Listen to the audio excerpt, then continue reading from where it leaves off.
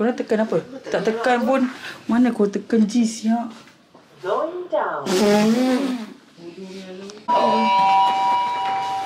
Ballerina cappuccino. So, kita nak makan nabe. Pergi JD Sport dulu lah. Ground floor lah. JD Sport. Habis tu? Apa jadi? Mana? Apa? Apa dia? Nama dia? Arigatou gozaimasu. Kosong. 7. Sana. Wait. Oh, tu dik. Gambar adik sini dah. Tu makan yang Minang tu. Gambar tu. Oh. Jom makan ampeng raya kan. Amping raya mahal. Ni bubur gambar dia murah sikit. Nak makan aku cukup-cukup dah. Ibu nak beli saunas lagi? Boleh. Nak beli baju. Bodoh. Janganlah gitu ni. Korang tak ramai ke? Baju. Yok beg.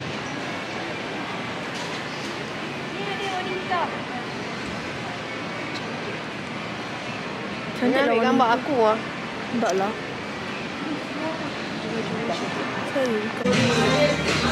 Sama je, ada okey lah. Kena beli makan dia lah. Dah 2 jam je. Nanti dia bunyi. Titik. Boleh ikut dia? Oh, ikut dia. Okey. Ikut dia. Oh, titik. Nanti dah nak hari tu dia kata.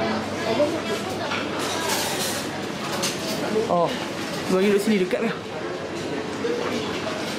Aku nak duduk. Tu. Mana? Topeto.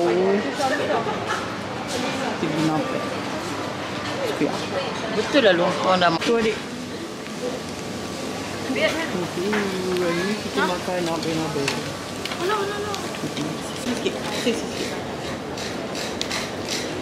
Jangan tu tak boleh. Tak kena dengan straight kau sini. Ya. Dah start ke belum? Dah. Dia jangan nak bina nampak kat Nak nampak. Jangan bergerak. makan dan Kita dah pesan. Tapi hacung. tak bahana tu. Sama juga. Nampak juga. Tak boleh jatuh. Tak. Sing. Dah tak nampak adik tu. Nampak belum? Aku kerok lah.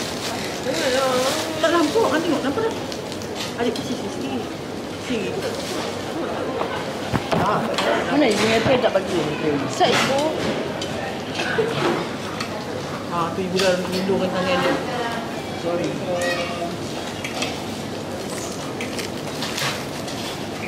Salah sikit. Mak dah tu yang kau tak boleh dah nak dah sana. Tak ada. Nah ibu. Taruh mana? Jauh kecil kan? Tak apa. Yang ni nama dia cheese ball sebelum. Maksudnya cheese ball akan meletup dalam mulut.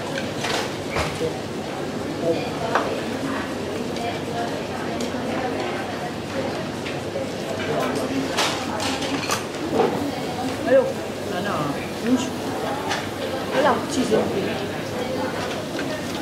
Bu. Ada. Tak roti kambing. Dan dia cheese.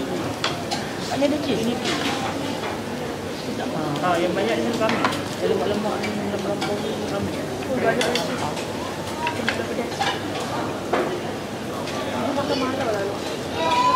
Ibu apa jauh sangat ni? Dia tak dekat soft tu. Kau nampak kat belakang.